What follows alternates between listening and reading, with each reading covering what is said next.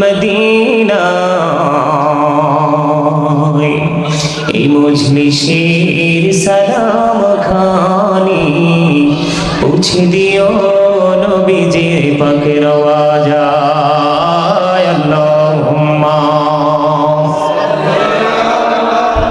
সাইয়্যিদিনা মাওলানা মুহাম্মদ ওয়া আলা আলি সাইয়্যিদিনা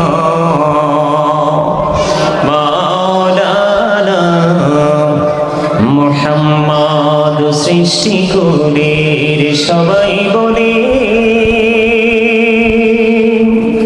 আজ আমাদের খুশির দিন এই ধরাতে তশরীফ আনছেন রাহমাতাল লিল আলামিন আল্লাহুম্মা সাল্লি আলা মুহাম্মাদে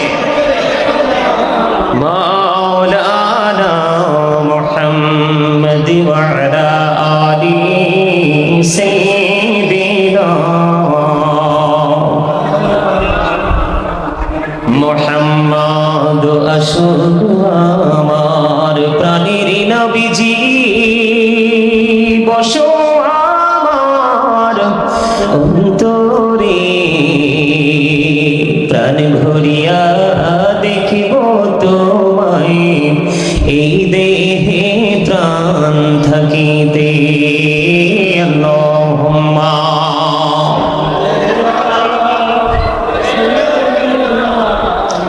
মাওলানা মুহাম্মদ ওয়া আলা আলি সাইয়্যিদিনা মুহাম্মদ নবী গো আপনার ভালোবাসায় জীবনের গোনাহ ঝরে যায় নবী গো আপনার ভালোবাসায় আল্লাহর বন্ধু হওয়া যায় আল্লাহুম্মা মুহাম্মদে সাইয়্যিদিনা মাওলানা মুহাম্মদ ওয়া আলা আলি সাইয়্যিদিনা মাওলানা মুহাম্মদ লা ইলাহা ইল্লাল্লাহ লা ইলাহা লা ইলাহা ইল্লাল্লাহ লা ইলাহা এই কত সুন্দরী মদিনা যাইতে এই মন দিওয়ানা এই কত সুন্দর মদিনা যাইতে এই মন দিওয়ানা এই দয়া করো দয়াল আল্লাহ দয়া করো দয়াল আল্লাহ নসিব করো মদিনা লা ইলাহা ইল্লাল্লাহ লা ইলাহা হেরি নামাজ রোজা ছাইরো না মা বাবাকে ভুলো না হেরি নামাজ রোজা ছাইরো না মা বাবাকে ভুলো না হেরি জান্নাত বাসী হইতে চাইলে জান্নাত বাসী হইতে চাইলে প্রাণ ভরে করো সাধনা লা ইলাহা লা ইলাহা ইল্লাল্লাহ লা ইলাহা তুমি কাহুরি বানাইলা সফিউল্লাহ তুমি কাহুরি বানাইলা নজিউল্লাহ মোর নবীকে বানাইলা তুমি মোর নবীকে বানাইলা তুমি নূর মুহাম্মদ সাল্লাল্লাহু লা ইলাহা ইল্লাল্লাহ লা ইলাহা লা ইলাহা ইল্লাল্লাহু মুহাম্মাদুর রাসূলুল্লাহ সাল্লাল্লাহু আলাইহি ওয়াসাল্লাম। আল্লাহ আল্লাহ আল্লাহ আল্লাহ আল্লাহ আল্লাহ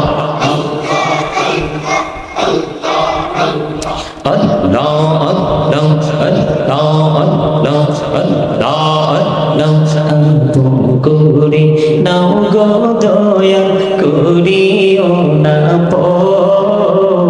তোমার প্রেমের আলোয় ভরে, তোমার প্রেমের আলোয় ভরে দাও গো মনের ঘর। আল্লাহ আল্লাহ আল্লাহ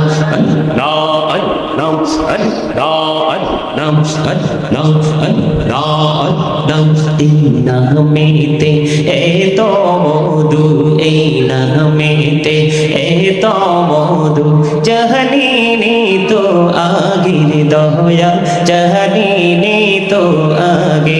যতই যাবি নামটি তোমার, যতই যাবি নামটি তোমার, তো তুই মধুর লাগে রে দয়াল, তো তুই মধুর লাগে। আল্লাহ আল্লাহ আল্লাহ আল্লাহ আল্লাহ লা ইলাহা ইল্লাল্লাহু মুহাম্মাদুর রাসূলুল্লাহ সাল্লাল্লাহু আলাইহি ওয়াসাল্লাম। উপস্থিত ওলামায়ে কেরাম, দাড়ি পাকা আমার মুরব্বী বাবারা, যুবক ভাইয়েরা, দূর দূরান্ত থেকে আগত মেহমান বৃন্দ, পর্দার অন্তরালে রয়েছেন আমার মা ও বোনেরা, বিশেষ করে আজকে যারা মাহফিলের আয়োজন করেছে সকল সদস্যবৃন্দ, সকলের প্রতি আমার সালাম। আসসালামু আলাইকুম ওয়া রাহমাতুল্লাহি ওয়া বারাকাতুহু। সম্মানিত উপস্থিতি, আমি অতিরিক্ত কোনো কথা বলবো না, তবে যেইটুকু কাজ দিয়ে শুরু করতে চেয়েছিলাম সেইটুকু করতে পারলাম না। একটি মাত্র কারণ, সেই কারণ হচ্ছে আপনাদের বসা, আপনাদের যে মানসিকতা, আমার কাছে মনে হচ্ছে দুই চারজন ছাড়া ম্যাক্সিমাম লোকেরই আমার কাছে মনে হচ্ছে এখানে বসেছেন ঠিক বেশ আপনার চারপাশ ঘিরে রেখেছে। কেন বললাম? সম্মানিত উপস্থিতি, আপনি কিন্তু প্রত্যেক দিন আপনার কর্মস্থলে গিয়ে অ্যাটেন্ডেন্স শিট যেটা আছে সেটাতে কিন্তু আপনি সিগনেচার করলেই কিন্তু হবে না, আপনাকে কিন্তু সকাল থেকে বিকেল পর্যন্ত আপনাকে কাজ করতে হবে। কোম্পানির যে সময়, সেই সময় বেঁধে দেওয়া হয়েছে, সেই সময় পরিমাণ সময় কিন্তু আপনাকে দিতে হবে যদি আপনি একজন অনারেবল পার্সন হিসাবে মাসিক অনারিয়ামটা যদি আপনি নিতে চান। কথা কি বুঝেন আমার? আপনাকে পারিশ্রমিক দিতে হলে সকাল টু বিকাল পর্যন্ত আপনাকে কি করতে হবে? শ্রম দিতে হবে। আপনি আপনার বাড়িতে যত বড়ই হন না কেন, আপনি কিন্তু একজন, যখন কর্মস্থলে যাবেন আপনি কিন্তু একজন কি, কথা বলেন, কথা বলতে পারেন না? দুরূদ পড়লাম, মনে হচ্ছে যেন 100% ভাবে বলতে হয় ইউ আর ভেরি উইক, মানে আপনারা একেবারে দুর্বল। জিকির করেছি, জিকিরের সময় মানসিকতা একেবারে স্থির ছিল না আপনাদের। কারণটা কি? আজকের এত সুন্দর বাগান, আমাকে এই বাংলাদেশের একবারে শেষ প্রান্ত কুমিল্লা জেলা আমার বাড়ি, এই যে যারা আমাকে ইনভাইট করেছে, আমারে ভাই না আলমগীর ভাই, আরো কে কে আছে, কত যে বিরক্ত আমাকে করছে, আসতে চাইনি, আজকেও রাগ করছি আসার পরে তাদের সাথে। সম্মানিত উপস্থিতি, আমি যদিও গুনাহগার, আমি নিজেকে সবসময় একবার স্মল একজন পার্সন হিসাবে আমি সবসময় নিজেকে দাবি করি, কিন্তু আপনাদের জন্য আমার আশাটা আজকে দুইটা নিয়ামত।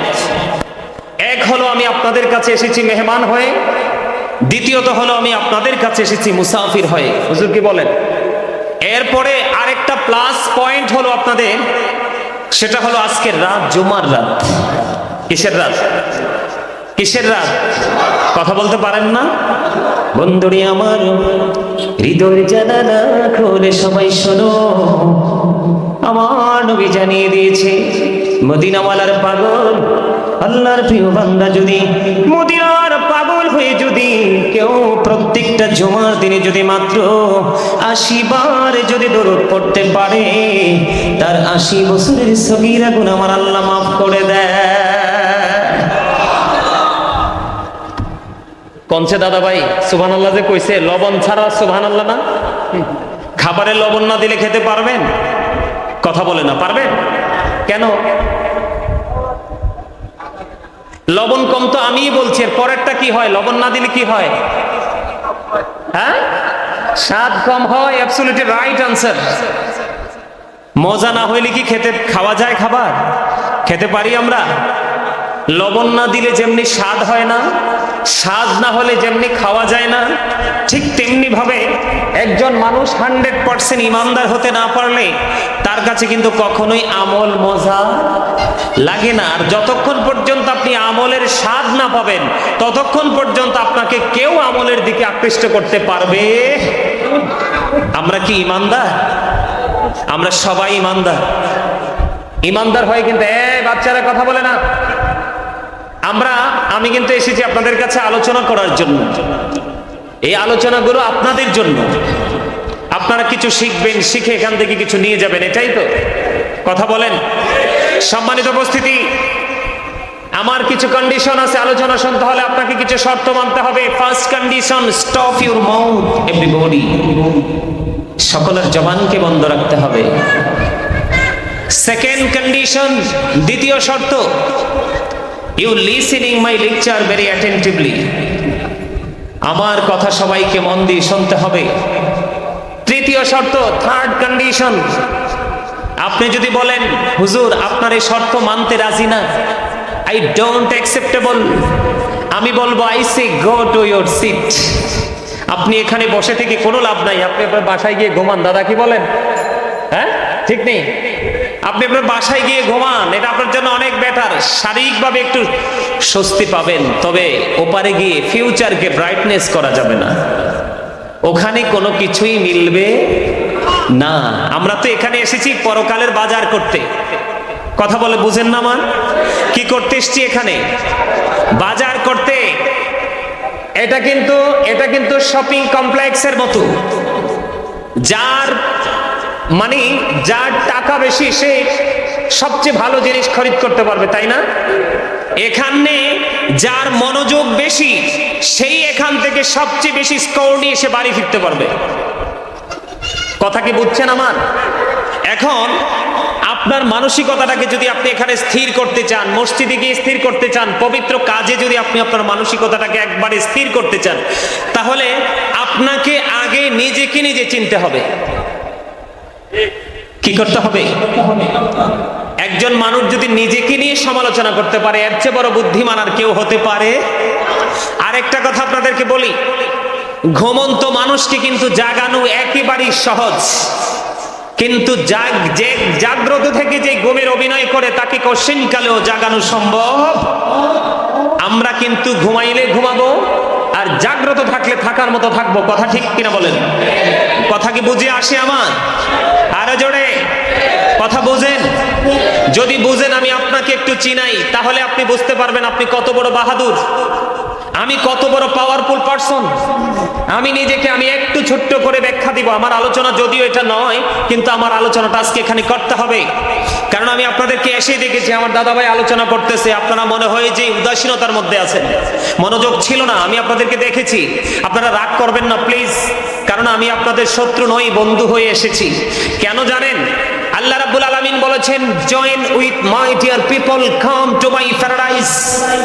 আল্লাহ রাব্বুল আলামিন বলেছেন, join with my dear people, come to my paradise, ফাদখুলি ফি ইবাদি ওয়াদখুলি জান্নাতি। আল্লাহ বলেছেন, ফাদখুলি ফি ইবাদি, join with my dear people, আমার প্রিয় লোকেদের সাথে যুক্ত হও। কাম টু মাই প্যারাডাইস ওয়াদখুলি জান্নাতি, আমার জান্নাতে চলে আসো। আওয়াজ করে বলেন সুবহানাল্লাহ। হক্কানি আলেম এবং হক্কানি আল্লাহর ওলিদেরকে ভালোবাসা জান্নাতে যাওয়ার সোজা দলিল দিয়েছে কে? সূরাল ফজর 29-30 নাম্বার এই দুইটা আয়াত। আপনাদের কাছে ভাল লাগে না কথাগুলো? কার কার কাছে ভাল লাগে? দুই হাত তুলে দেখান, সোজা করে, একবারে সোজা। মারহাবা, হাত নামান। আমি সিম্পল ভাবে আপনাদেরকে বলছি, এই যে আমরা যারা স্টেজে আছি, আপনারা যারা এখানে আছেন, আমরা সবার সোজা একটা পরিচয় হলো আমরা মানুষ। মানুষ না? কথা বলেন না? আলাদা আলাদা ভাবে যদি আমরা বলি, কেউ বলবো মেন, আবার কেউ বলবো পার্সন, ঠিক না? কথা বলেন, মানুষ। এটাকে আল্লাহর কোরআনের ভাষায় আল্লাহ কখনো কখনো বলেছেন ইনসান, আবার কখনো কখনো বলেছেন নাস। এটা হলো বডি স্ট্রাকচারটা, মাথা থেকে পা পর্যন্ত। আমার দিকে তাকান, মাথা থেকে পা পর্যন্ত এটার নাম হচ্ছে মানুষ। কিন্তু শুধুমাত্র এই মানুষটা যেটা, এটা কিছু কিছু ক্ষেত্রে বেহুশ। কথা বলে না। এই মানুষটা যেটা মাথা থেকে পা পর্যন্ত এই বডি স্ট্রাকচারটা, এটা কিছু কিছু জায়গায় কি বেহুশ। বেহুশ না, বেহুশ। জি ঠিক আছে, ভালো থাকবেন। এটা কিছু কিছু জায়গায় বেহুশ। যেমন বেহুশটা কেন বললাম? বেহুশ বলার কারণ হলো, আমরা ঈদে মিলাদুন নবী করি, আরেক দল সিরাতুন নবী করে। কথা কয় না? আরে জোরে! আজকে নবীর মিলাদ, আজকে নবীর আগমন, আজকে তো নবীর আদর্শ না।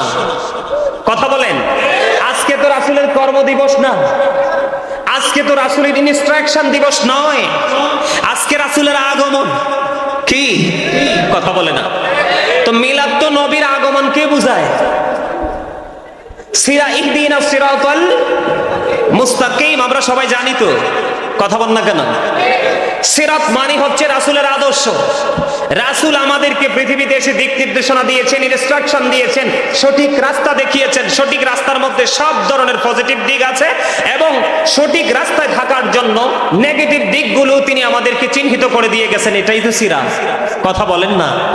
তো নবীজি আজকে আসছে, আমরা বেহুশ বিদায় নবীজি আজকে আসছে, আমরা আজকে নবীজির আগমনকে বরণ না করে নবীজির কর্মদিবস পালন করছি। এটা কি কখনোই কি সুস্থ মানুষের কাজ হতে পারে? পারে না। কেন এটা হয় জানেন? এটা শুধু দেহেই মানুষ, কিন্তু আসলে ভিতরে আরেকটা মানুষ আছে।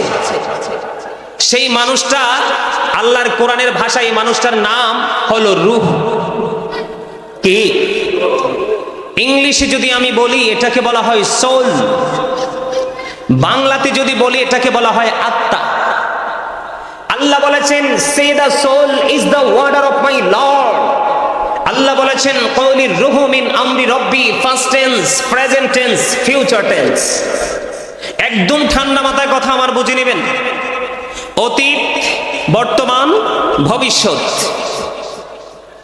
যখন আমরা ছিলাম না পৃথিবীতে, তখনও ছিলাম ওই কোথায় আলমে আরোহায় রুহের জগতে।